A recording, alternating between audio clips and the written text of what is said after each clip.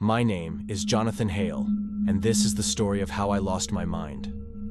It started with a visit to Alcatraz, the infamous prison island off the coast of San Francisco.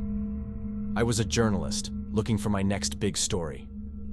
The legends of Alcatraz, with its haunted halls and notorious past, were the perfect fodder for a feature. I had no idea I would become part of its dark history. I arrived on a foggy morning, the city of San Francisco a ghostly silhouette in the distance.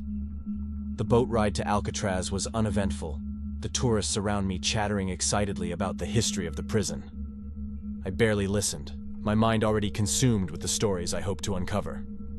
The tour guide, a grizzled old man with a voice like gravel, led us through the main areas of the prison. The cell blocks, the dining hall, the exercise yard. Each place felt heavy with the echoes of the past. I tried to imagine what it must have been like for the inmates, trapped on this rock with nothing but the cold sea and their own dark thoughts for company. As the tour group moved on, I lingered behind, my eyes drawn to a narrow corridor that seemed less traveled. I glanced around to make sure no one was watching and slipped away from the group, my footsteps echoing eerily off the stone walls. The corridor led to a small, forgotten wing of the prison. The cells here were smaller, more claustrophobic. The air was colder, and the silence felt oppressive. I stopped in front of a cell that looked different from the others. The door was slightly ajar, and something about it called to me. I pushed the door open and stepped inside. The cell was empty, save for a small bed and a writing desk. The walls were covered in strange symbols, scratched into the stone with what looked like fingernails. I felt a chill run down my spine as I realized these markings were the desperate work of an inmate who had spent far too long in this tiny, suffocating space. I was about to turn and leave when I noticed a small, leather-bound journal on the desk. My heart raced as I picked it up, the pages yellowed with age. This was it, the story I had been looking for. I opened the journal and began to read. The journal belonged to a man named Edward Grayson, an inmate who had been sent to Alcatraz in the early 1940s. As I read his words, I felt myself being drawn into his world. Grayson wrote about his time in the prison, his isolation and despair. But there was something more, something darker. He spoke of a presence in his cell, a shadow that moved on its own. At first, he thought it was his imagination, a trick of the dim light and his frayed nerves. But the shadow grew stronger, more defined. It whispered to him, filling his mind with dark thoughts and terrible visions.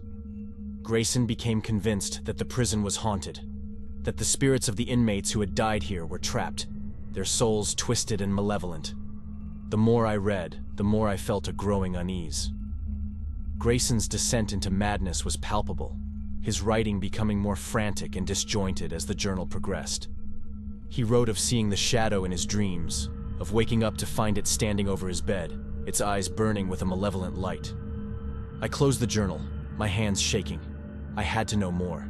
I needed to understand what had happened to Grayson, and if there was any truth to his claims. I decided to stay behind after the last ferry left, hiding in one of the unused rooms until the island was deserted. As night fell, the prison took on a different character. The sounds of the tourists and the hum of the city faded, leaving only the howling wind and the distant crash of waves against the rocks. I made my way back to the forgotten wing, the journal clutched tightly in my hand. I sat in Grayson's cell, the darkness pressing in around me. I tried to keep my mind focused, but the words of the journal kept creeping back into my thoughts. The shadow, the whispers, the feeling of being watched. Hours passed, and nothing happened. I began to feel foolish, my fear giving way to frustration. Maybe Grayson really had been insane, his mind twisted by the isolation and the horrors of the prison. I was about to leave when I heard it, a faint whisper just at the edge of hearing. My blood ran cold. I strained to listen, my heart pounding in my chest. The whisper came again, clearer this time. It was a voice, low and insidious, speaking in a language I couldn't understand. I turned, my flashlight sweeping across the cell, but there was nothing there. Just the bed, the desk, and the walls covered in those strange, unsettling symbols. The whisper grew louder, more insistent. It seemed to come from everywhere and nowhere at once. I stood, my back pressed against the cold stone wall, my eyes darting around the room. The shadows seemed to move, shifting and twisting in the dim light. Then I saw it, a figure standing in the corner, just outside the reach of my flashlight. My breath caught in my throat. The figure was tall and thin, its features obscured by the darkness, but its eyes burned with a cold, malevolent light. I stumbled backward, my flashlight flickering. The figure moved closer, its movements slow and deliberate. The whispers filled my mind, drowning out my thoughts. I tried to scream, but no sound came out. The figure reached out, its hand cold as ice, and touched my forehead. I don't know how long I was out. When I came to, I was lying on the floor of the cell, the flashlight dead beside me. The figure was gone, but the whispers remained, a constant, maddening drone at the back of my mind. I knew I had to get out. I stumbled to my feet and made my way out of the cell, my movements sluggish and disoriented. The corridors seemed to twist and change around me, the shadows reaching out with grasping fingers. I finally made it to the main cell block, the cold night air a welcome relief. But as I approached the exit, I stopped. The doors were locked, the heavy iron bars sealing me inside. Panic set in. I banged on the doors, shouting for help, but there was no response. The island was deserted, and I was trapped. I turned, my eyes scanning the darkened cell block. The shadows seemed to pulse and writhe, the whispers growing louder. I backed away, my heart pounding in my chest.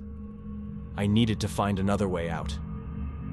I made my way to the warden's office, hoping to find a key or some way to call for help. The office was just as I remembered it from the tour, the old furniture covered in dust. I searched through the drawers, my hands shaking, but found nothing useful. As I turned to leave, I noticed a photograph on the desk. It was a black and white picture of the prison staff, taken sometime in the 1940s. My eyes were drawn to one figure in particular, a tall, thin man standing at the edge of the group. His face was partially obscured, but his eyes burned with a cold, malevolent light. I felt a cold hand on my shoulder and spun around, my heart nearly stopping. There was no one there. The whispers grew louder, more insistent, filling my mind with dark thoughts. I had to get out.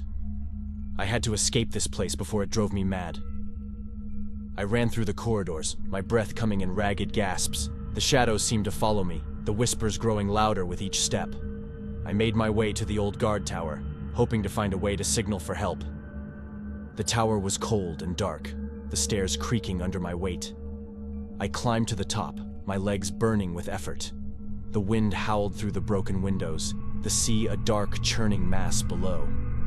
I found an old radio in the corner, covered in dust and cobwebs. I fumbled with the controls, praying it still worked. Static filled the air, the sound a harsh contrast to the whispers in my mind. I tuned the dial, my hands shaking, until I found a signal. "This is Jonathan Hale," I shouted into the microphone. "I'm trapped on Alcatraz. Please, send help." There was no response, just more static. I tried again, my voice growing more desperate. "Please, I need help. There's something here. Something in the shadows." The static crackled, and then a voice came through, faint and distorted. "Help! Coming!"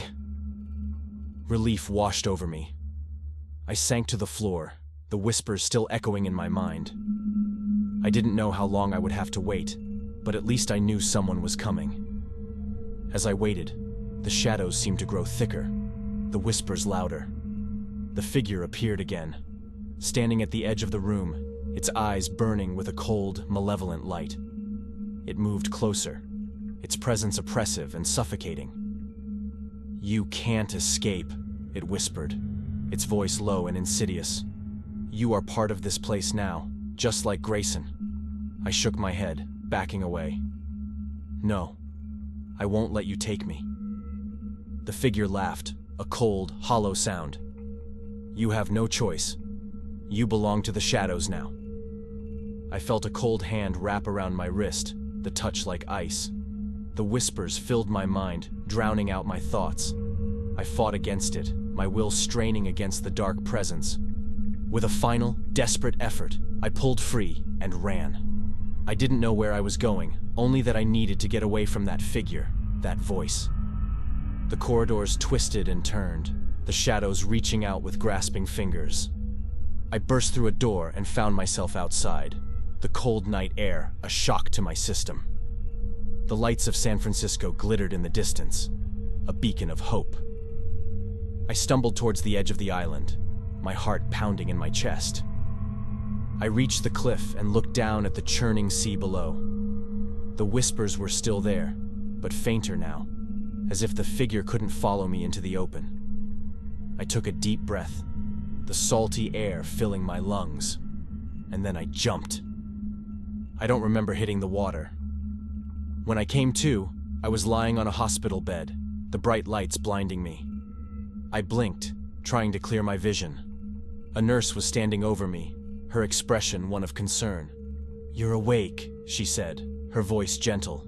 "You're lucky to be alive. A fishing boat found you just off the coast." I tried to speak, but my throat was dry and raw.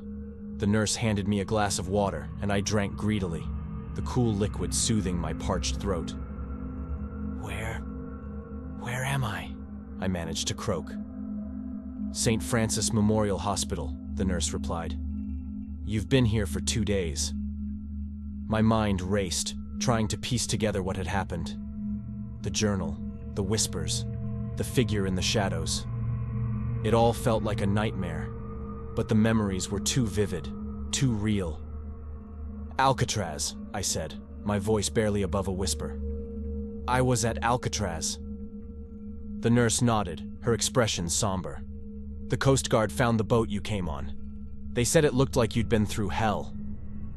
I closed my eyes, the memories flooding back. The shadows, the whispers, the figure with the burning eyes. It wasn't over. I could still feel its presence, lurking at the edges of my mind. I had escaped the island, but the darkness had followed me. I didn't know how to fight it, how to rid myself of the shadow that had claimed my soul. But I knew one thing for certain: I would never be the same again.